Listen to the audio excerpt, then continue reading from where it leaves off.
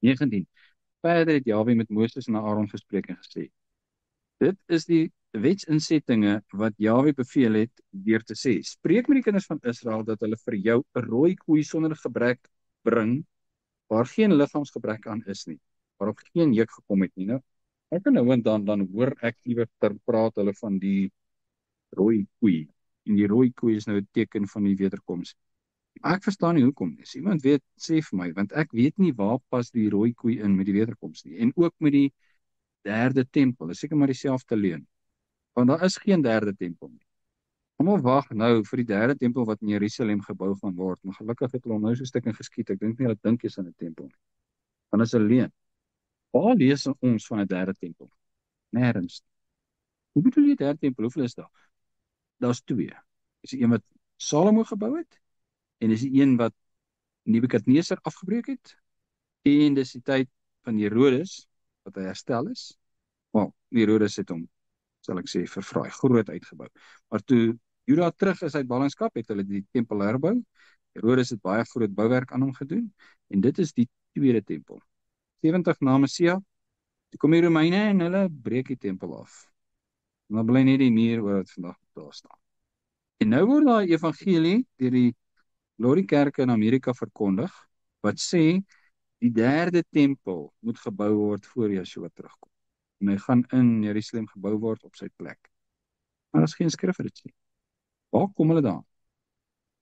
Die laaste gedeelte van Esegiel, ek dink dis so 6 hoofstukke, is 'n bloudruk van die tempel.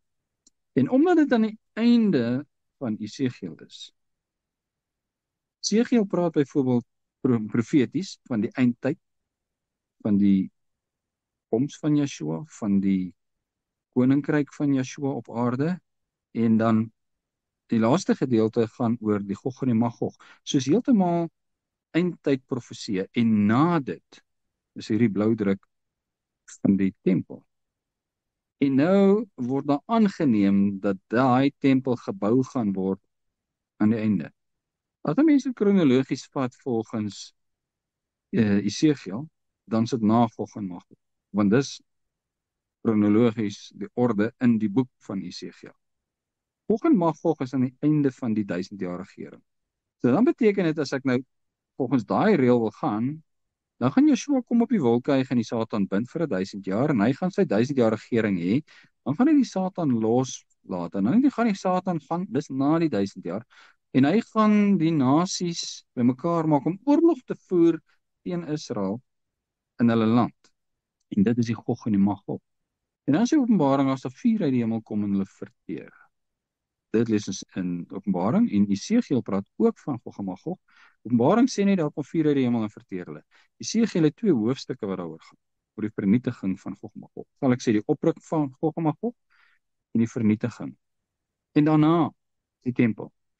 So dit beteken die tempel moet dan volgens daai gevolgtrekking na die 1000 jaar gebou word.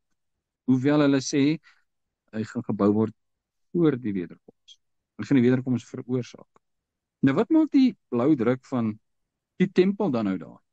As dit nou nie vir die herbou van die derde tempel is nie, waarvoor is dit daar? Wel, miskien net is dit vir die herbou van die tweede tempel.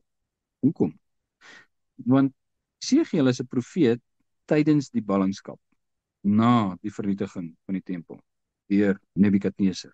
So hy is in Babylon, saam met die weggevoerde 2 stamme, die huis van Juda, is hy saam weggevoer. Hulle is net daar vir 70 jaar, dan gaan hulle terug. Wanneer hulle teruggaan, gaan hulle die tempel herbou. Hoe weet hulle hoe lyk die tempel? 70 jaar? Dit beteken die wat die tempel gesien het, van klein gewees het, 5 jaar of 15 jaar oud, as hulle sou teruggaan, en dan gaan hulle 85 jaar oud wees, en hulle moet nou die tempel herbou, en hulle was 15 jaar oud toe hulle dalk die tempel gesien het. En hulle was nie aan die binnekant van die tempel nie, hoe weet hulle hoe moet die tempel lyk? En Esegiel sien die tempel. Vader wys dit vir hom, en hy skryf dit neer. As hy 'n argitek was, dan was dit argitekspanne.